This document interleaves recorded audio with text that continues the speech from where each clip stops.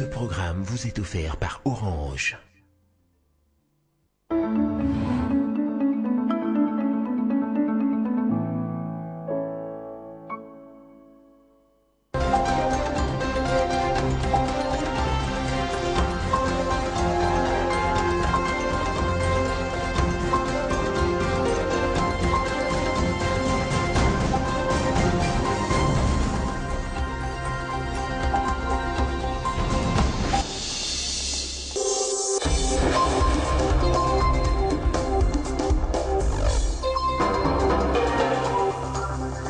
Le Premier ministre était devant le député ce mercredi. Matata Ponyo répondait à la question orale avec débat initié par les députés Crispin Mbindoulé relatif au programme d'action du gouvernement durant ces 4 ans à la tête de l'exécutif national.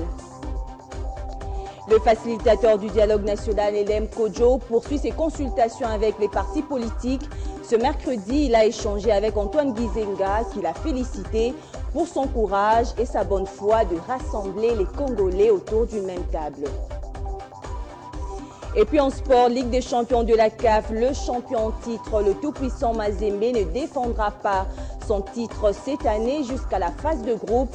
Le club de la RDC n'a pas réussi à refaire le retard des débuts du match aller face aux Marocains de Ouac. Voilà tout pour les titres. Bienvenue à tous. À ce journal, le Premier ministre Augustin Matata Ponyo s'est présenté ce mercredi devant les députés nationaux. Le chef du gouvernement répondit à la question orale relative au bilan de ces 4 ans à la tête de l'exécutif national. L'auteur de cette question, Crispin Mbindoulé, a affirmé que les actions du gouvernement étaient quasi invisibles sur terrain. Après le passage de Matata Ponyo sur l'estrade de l'Assemblée nationale, plus d'une centaine de demandes des députés ont été enregistrées. Comme on peut les constater, les abords du Palais du Peuple sont bondés de monde. Les banderoles arborées reflètent le message des réalisations du gouvernement. L'impact social des actions gouvernementales est vraiment visible et laisse une tâche indélébile. Et dans la salle de congrès, les députés attendent sereinement le début de la plénière et d'autres commentent déjà l'événement du jour. C'est très important pour la pratique de la démocratie et de la transparence dans le chef du gouvernement ou de la gouvernance. C'est historique, mais c'est un exercice auquel tout dirigeant doit être préparé pour pouvoir répondre. Il est presque 13 h lorsque le président de l'Assemblée nationale, Obemina Koundiala Njoko, accède dans la salle de congrès. L'ordre du jour adopté, après la présentation de la question orale avec débat par son auteur, le Premier ministre est invité à prendre parole. Dans le cadre de la fonction de contrôle parlementaire de notre Chambre, votre bureau a invité le Premier ministre, chef du gouvernement, à prendre part à la présente séance. Depuis 2012, l'économie congolaise a été reconnue parmi les 10 premières économies au monde les plus dynamiques, avec un taux de croissance du PIB moyen estimé à 7% au cours des 4 dernières années, contre une moyenne annuelle de 3,5% dans l'ensemble de l'Afrique subsaharienne. Après les speaks de Matata Ponyo, le programme d'action du gouvernement est diversement commenté. Le bilan est positif parce que sur 100%, je peux accorder au Premier ministre 58%. Et sur 58%, c'est une réussite. Les 42 qui restent, tous, nous les soutenons.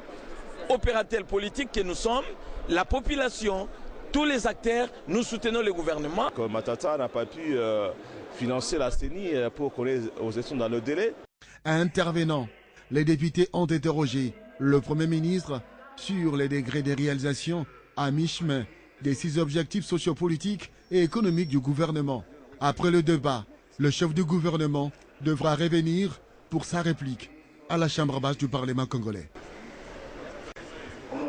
Et de ce passage du chef du gouvernement au Parlement, comme il est de coutume, la majorité présidentielle a réussi sa mobilisation.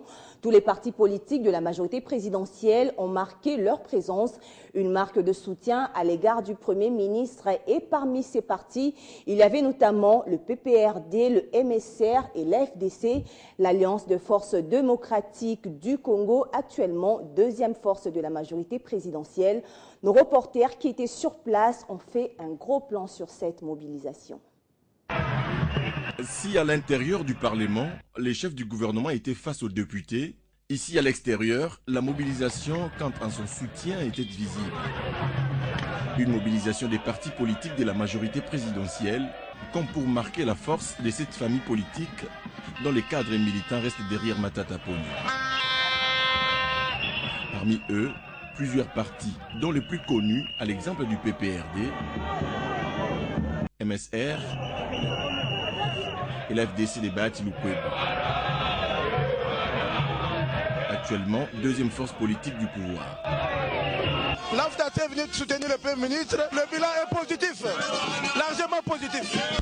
Pour ces cadres des partis de la majorité, ces soutiens se justifient notamment par le fait que l'homme a notamment fait preuve d'une bonne gestion du secteur économique. Si vous regardez la stabilité macroéconomique, qui a été observée depuis plus de 5 ans. Donc le bilan de Matata Ponyo n'est plus à démontrer.